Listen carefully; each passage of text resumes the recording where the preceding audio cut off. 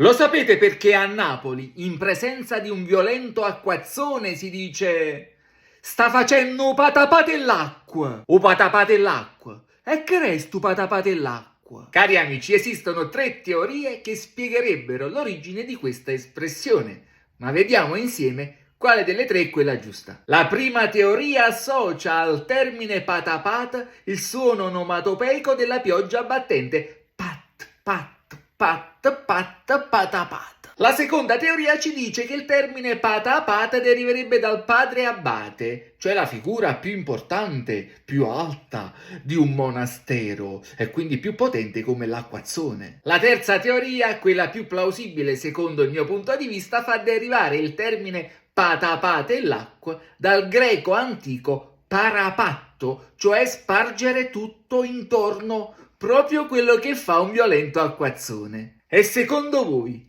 quale delle 3 è quella giusta? Ma quanto è bello un napolitano! Ecco, ti dico a fa'.